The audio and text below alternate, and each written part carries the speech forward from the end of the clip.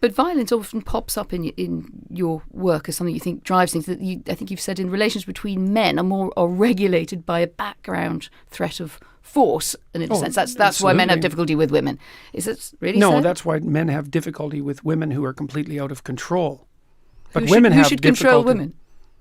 Well, other women themselves, men, society, just like everyone is controlled. I mean, you're controlled by society, I'm controlled by society, and thank God for that. I mean, funny. I mean, you described yourself as a liberal earlier, and I think a liberal doesn't think that a society controls women or men. Well, let's say regulates. I'm a psychologist as well. But what is an out-of-control woman? What is this creature? How do we know when we met one? Well, I'm sure that you've met women in your life that acted towards you in a bullying and detestable manner. It's very difficult for women to cope with that because they don't have any real recourse. And female bullying can be unbelievably vicious. And usually it takes the shape of reputation destruction, innuendo, and gossip. It's well documented. It's very difficult to defend. Men do it too, but men no. But the patterns, disproportionately women, in your view, or not? Sorry. Yes, disproportionately women. That's what the data indicate. I mean, Where is the data on innuendo and gossip? Well, it's among antisocial behaviour among adolescents. It's a well-documented field. So, because people look at aggressive and antisocial behaviour in women and in men. And in women, it tends to take the expression of innuendo, gossip, and reputation destruction. And in men, it tends to take the form of outright physical aggression. There's a whole literature on that. It's not a surprise to anyone. This has been known for 30 years. I mean, the rates of antisocial... I think the idea of the female gossip probably predates 30 years. Well, it does. By a long time, but that doesn't make it gospel, but really, people does it? No, it doesn't. But people have looked at how women express... Look, women have to express aggression somehow unless you're willing to say that they're not aggressive. They tend not to do it physically, not to the degree men do, so they use other channels.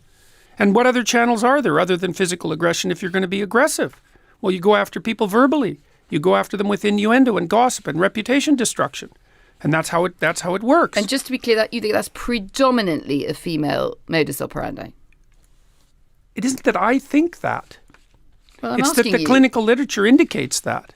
It isn't that I think it. Well, I'm not interviewing the clinical literature. I'm interviewing you. What do you think? Well, I'm a psychologist and a scientist, and I tend to to base my opinions on what I've read in the broad, relevant clinical literature. I'm not making this stuff up. I studied antisocial behavior for like 15 years. I'm actually quite an expert on it. And so we know that men are more likely to... Look at it this way. All right. Women are much more likely to try to commit suicide. And men are much more likely to kill themselves. And the reason for that is that men use lethal force and women don't. Now that's a big difference.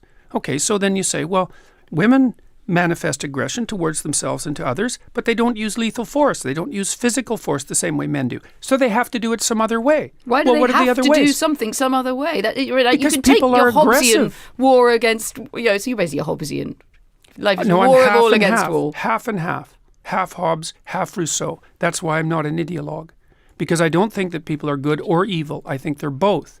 I don't think that culture is security or tyranny. I think it's both. And I don't think that nature is benevolence or catastrophe. I think it's both. And that's why I'm not an ideologue.